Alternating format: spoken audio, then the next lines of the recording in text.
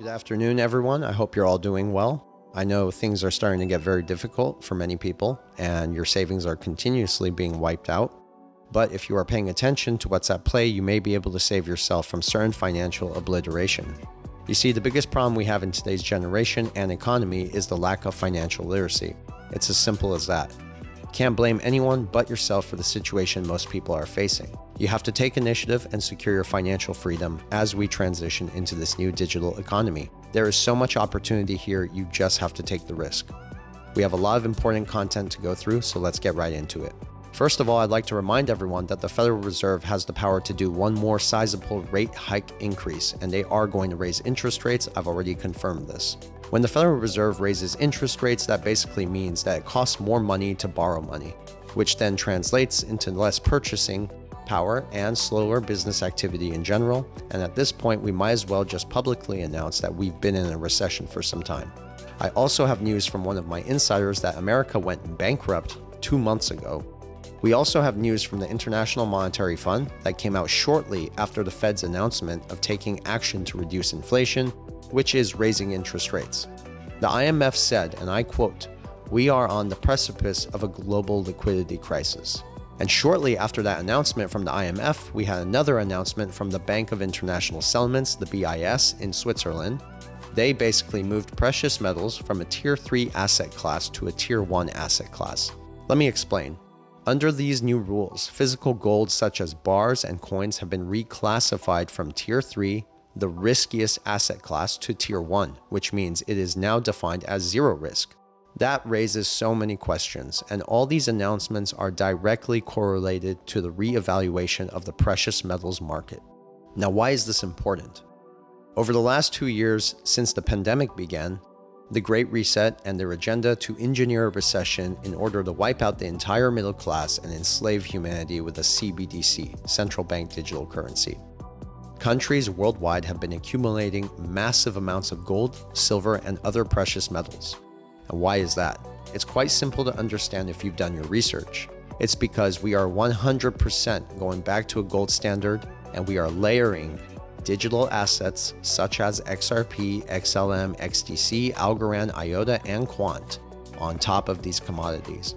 And many people are still oblivious to the fact that this is already in play and it's already happening.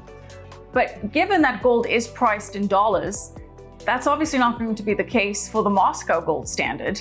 So the question is, how are they going to be pricing their gold? And one of the solutions out there is to have precious metals prices fixed by the national currencies of the key member countries using the new monetary units used in trade. So for example, this new BRICS currency, which has been proposed by Putin. The BRICS, Brazil, Russia, India, China, and South Africa, they're developing a new basket-based reserve currency. The presumption, I understand, is that it will comprise of real, rubles, rupees, renminbi, the rand, and present an alternative to the IMF's special drawing rights. But there's also speculation, Matthew, that the BRICS currency will be backed by a basket of commodities, including gold. And that's when, again, this gets very interesting. So how do you see this playing out? Well, there's so many levels to that. First of all, it's important to know when we talk about gold in the US dollar, when we talk about the repressed gold price, you have to keep in mind, even this year, gold is only down in terms of US dollars. Other major currencies, developed market currencies, gold is positive to flat for the year. So it's only been a disappointing asset in the US dollar because the US dollar is so strong. As demand for that US dollar shrinks and as demand for this new system in the BRICS system and other emerging market economies rises, I think even priced in US dollars, gold will rise. But the larger question you're asking is, how does this play out in this new world order, this new reset? The IMF has been talking since COVID in 2020. They were already telegraphing a central bank digital currency and a reset, comparing COVID to World War II when 85 million individuals died and the economies all over the world were ruined. The absolute arrogance of comparing whatever you think of COVID to the devastation of World War II, and any of us living overseas who have family or memories of Europe can certainly say, as frustrating as COVID was, it doesn't compare to the IMF's definition of World War II's crisis.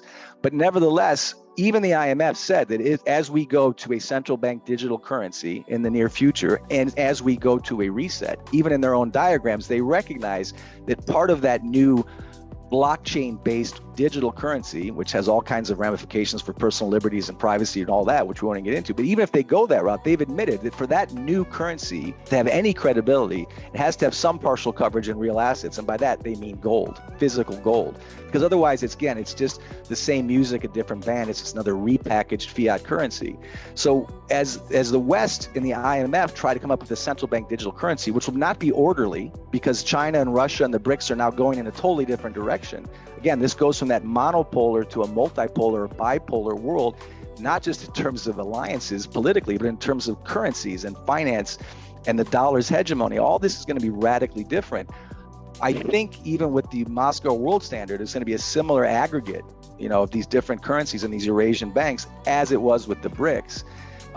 It'll be very interesting to see how that plays out, because the real and the rand and the rupee are different and have different values. But if they're free floating based on economic indicators rather than margin and an LBMA market, it'll be interesting to see how gold is more fairly priced based on the balance sheets and reality of these countries.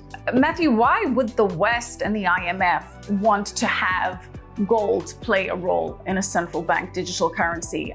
I get why Russia and this potential Eastern alliance would want that to give legitimacy to a currency, but having gold backed or gold play a role for the West and the IMF, that would nullify that mouse click money that you like to discuss. So would they be forced into that because of the Eastern currency paradigm that's going to be backed by gold? Would that be in response to that?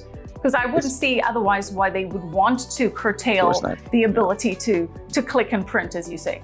Well, look, I had teenage children who liked to throw parties whenever I left the house, right? They didn't like a chaperone at the house. And for years, the West and the U.S. in general have loved not having gold as a chaperone. Since 1971, when Nixon welched on the global gold standard, it was a way to have unfettered euphoria with the U.S. dollar in control. They didn't want a gold chaperone. Why would the IMF want to add a chaperone to the party after years of debt euphoria? I think it comes down to currency. It comes down to politics and optics, because when and if it's needed to have a restructuring of the currency system, and again, I'm not talking tomorrow, but when and if that becomes necessary, even the most average investor now has lost faith in central bank optics and doublespeak and fork-tongue excuses. For them to have any kind of credibility, it's going to be like a Western Chapter 13 or Chapter 11. They have to restructure debt. Again, it will never be 100% gold-backed. But whatever that coverage ratio is, whether it's 5%, 10%, or even 20%, that's going to have a massive tailwind for the gold price. But more optically and politically, they know that they can't, again, play this magic trick of saying that the new central bank digital currency is going to somehow be fair when it's backed by nothing but the full faith and credit of the central bank digital currency and the IMF. That's just replacing one bad horse with a bad mule. And it won't really solve the problem, in my opinion. There's so much going on and so much playing out simultaneously that it's so hard to keep track of everything. But we know where this is going. We also have a statement from Ripple, the legal team, demanding that this lawsuit be settled once and for all. For all we know, the 24th of September may be the end of the lawsuit, but I guess we'll see how it plays out.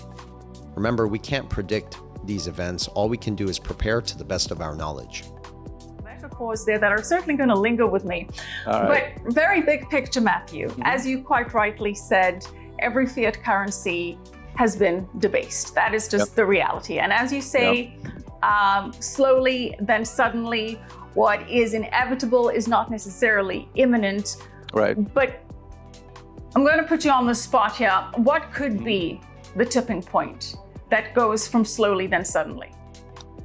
Well, it could be the changes in the derivative markets as rates rise and derivative markets contract or credit markets contract. The Federal Loan Officer survey shows that credit is declining. The derivatives market is contracting as interest rates go up. Those are emerging markets could start defaulting on the U.S. dollar because they simply can't stomach. They're stretched too thin to pay back those dollar-denominated debts. So they either default or they look elsewhere. So I think any one of those three could be a tipping point. And there's always the unknown black swans, a political assassination, a breakout of some horrible extension of this war or something that we can't predict. But the system, the financial system, the banking system, the credit system, the monetary system is so fragile. The known or unknown straws that can break this camel's back are everywhere. It's like a bubble with a million needles pointing at it. And it's just a question of which one hits it. I can't predict it. I think the risk in the credit markets, I think the risk in the emerging markets, and I think the unsustainability of the US dollar are three obvious factors that could send this tipping point over the edge. The other geopolitical gyrations and movements are like currents in the sea, picking the right wave. It's hard to know which one that will be. But to me, it's as inevitable. It's as inevitable, and to time that is impossible. But I don't see how we can avoid this. Again, to use a metaphor, you can't have 18 martinis without a hangover. You can't pretend that you can solve a debt problem with more debt paid for with money created out of nowhere. That has ramifications. And the only thing that the central bankers and policymakers have done is buy votes and buy time with fake money. And I don't know how long that can last. But what scares me the most, historically speaking, from the 1920s in Spain and Germany and even in Italy, you saw what we saw in every moment in history. Whenever you have a country straddled by debt, you first see a financial collapse, a market collapse, a currency collapse. And this goes back to 18th century France, too. It happens every time, even in Batista's Cuba or Venezuela or Argentina. Whenever you're debt strapped, you see this financial crisis, you see the currency crisis, you see the social unrest that always follows. And finally, you see extreme political centralization over your individual rights from the extreme left or the extreme right.